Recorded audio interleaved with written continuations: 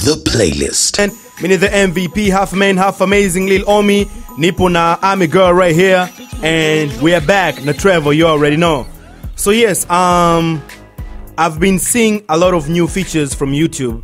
Like currently there's a YouTube Premiere, right? Mm-hmm. There are some features are limited to certain countries. Let's say when you're in a state, you can access this feature, and when you're in Tanzania or elsewhere, you cannot access a certain feature. Yeah, I mean, so I don't know the specific features for Tanzania, but yeah, that's definitely true, where there's certain things you can get in some countries and then certain things that are limited in other countries. Yeah. Also, YouTube just opened, they're still in the beta, but they opened up a new version of what they call YouTube Studio. Oh, yeah. So the way that you can like edit your videos after you upload them, the way that you see your views, and then just the whole dashboard for the back end of getting all of your analytics. So I don't know if that has, like, if it's different in the US from TZ, but I know generally there are specific things for specific countries. Oh yeah. And what is YouTube Red? So YouTube has a couple different things. They have YouTube Red, they have YouTube Music, they have YouTube Live. These are a bunch of different platforms that they're trying to get into to basically make more money. As you know, YouTube is free. To use YouTube, it's free. To access it, it's free. But YouTube Red allows you to watch like movies that the YouTube company is making. It allows you to watch stuff without having ads. So if you want to listen to your favorite artist, you don't want to like keep waiting for 15 or 30-second ads. You can just watch as much as you want. Also, you have the ability to download videos directly into your phone and play them offline. Oh yeah. Yeah. Without any data. Without any data. Yeah. I like that. And since you said about making money, let's talk about monetization now. What does it really count? Is it the views or the watch time? It's the views. Oh yeah. It's the views. The watch time, it's a part of the calculation, but like I said earlier, it's not that big of a data point. It's actually a lot lower. So it's views, and then it's the country of where those views are coming from. Yeah. Yeah. So, you know, we live in a global economy, and sadly, there's like certain priority for some countries over other countries. And usually, if it's like US, if it's Canada, or the UK, and even some parts of Europe, the amount that you get will be higher. Oh, yeah. And then if it's like South America, South Asia, or like most of sub-Saharan Africa, the pay is a lot lower. Oh yeah. Yeah. Why is that? I guess they see that like it's a product that's not as, they don't see the YouTube as a company doesn't necessarily see the value of YouTube in these other places. They can't market or promote their products. Like the people who are subscribing for YouTube Red are mostly in the US, Canada, and UK, not necessarily in Africa. Definitely. So they see that as a lower value. So people who are watching the platform, they make the payment amount a lot lower. Oh yeah. Yeah. If you upload a video on YouTube, sometimes it takes like 2-3 days for the review, for the video to be approved for the monetization. But then again, when you are waiting for those 2-3 days, you come to find out like the number of views are quite higher. Meaning, if it was approved earlier, chances could be a video could make a lot of money. Is there a way of compensation for that? At the moment, no. I think that a lot of what's happening in that space has to do with data connection and access. So the first step is uploading the video. The second step is actually processing that video.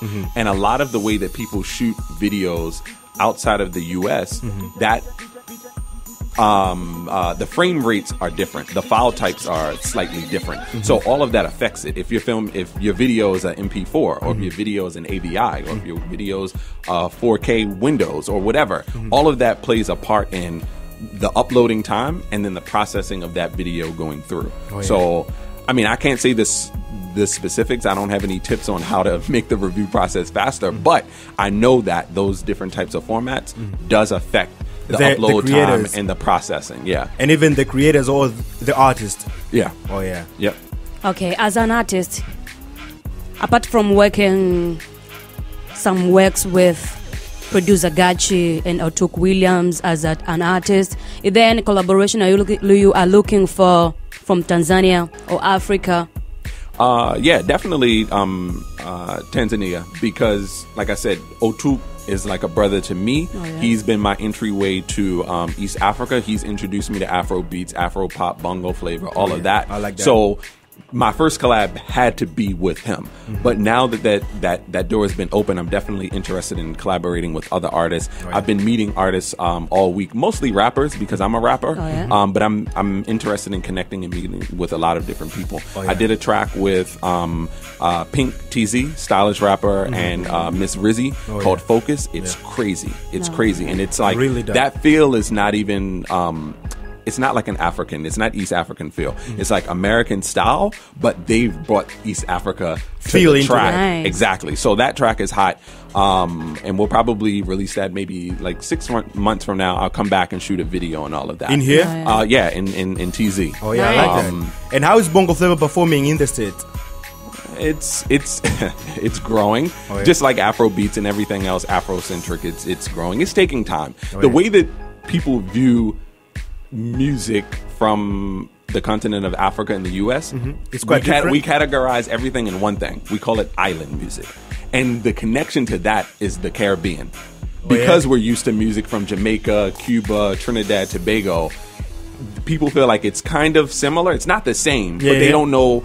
They don't know the classifications. If you haven't been to Africa or you're not seriously following artists, you don't know the difference. Definitely. So they consider the music from like Davido and Diamond and, even from South African artists like Casper and stuff, they see it if it's a certain type of beat, like this is island music, which is good. That's the first step to getting people to listening to the music. We can explain what the different categories are later.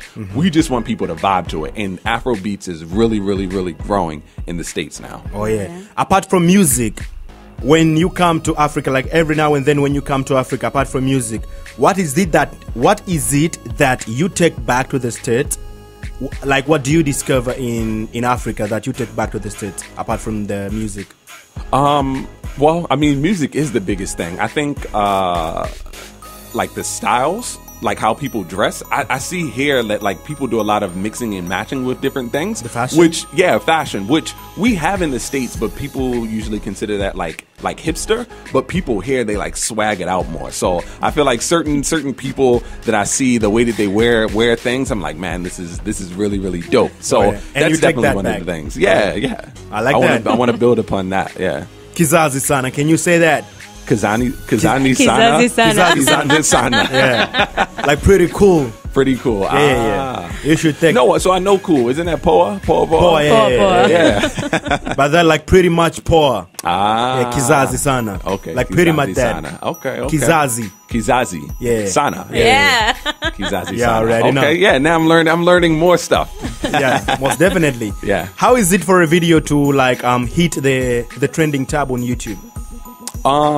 Yeah, it just takes a lot. It takes a lot of pushing people. It takes a lot of views. It takes a lot of watching of the video. It takes a lot of commenting. It takes everything. And so I think that's why the artists that really, really depending upon YouTube, they go hard on just that channel. They're like, I'm not worried about Spotify because I'm not getting paid by Spotify in Africa. I'm not worried about Apple Music because I'm not getting paid by Apple Music in Africa. But I can make money, even if it's small money, I can make money off of YouTube. Out of it. So I'm going to push this on my IG story, on my IG feed, on everything.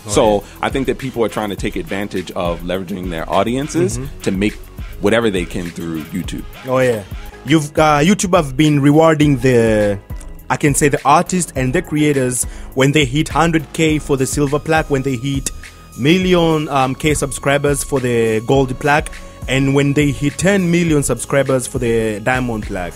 But there are some videos hitting 1 billion views in less than let's say a very short period of time. Is there any consideration for that or any reward of that? Not that I know of. I don't know of anything about that at the moment, but I'm sure that that's something that they'll probably work on. There's a few, it's at least 20 videos that have been into the billions. I know the number one video on YouTube is Despacito. Yeah. With the Justin Bieber remix and the other artists. I can't even think of their names right now. Daddy Yankee and others. So that is the biggest video on YouTube, and then there's other ones after that, Justin Bieber, Beyonce, and other videos. So I think at some point they will introduce that for the billion. Oh yeah. Yeah. Kizazi sana. Now let's talk about the music, yeah? Since you've been here working with different artists, how do you find Bongo Flava sound? I think it's still a sound that I'm learning to understand. I mean, even Afro beats and Afro pop, like it's very different from what I've grown up listening to and what I've like done music with. So I feel like all of it is a learning experience, but it's music that I've been learning to vibe to, and being in the studio with artists definitely helps.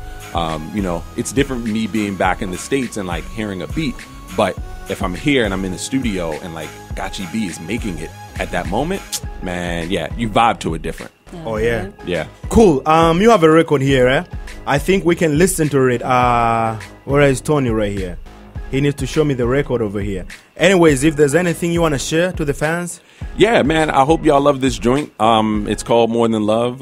We should be playing it quite shortly. And yeah, I just want to say thank you to everybody that embraced me in East Africa, and especially all the people that have embraced me here in TZ and in Dar, all the artists that I've been meeting. Like, I feel like we're family now, Frida Amani and Rosary and Izzo Business and a bunch of other people that I've been meeting and connecting with. Like, it's all love.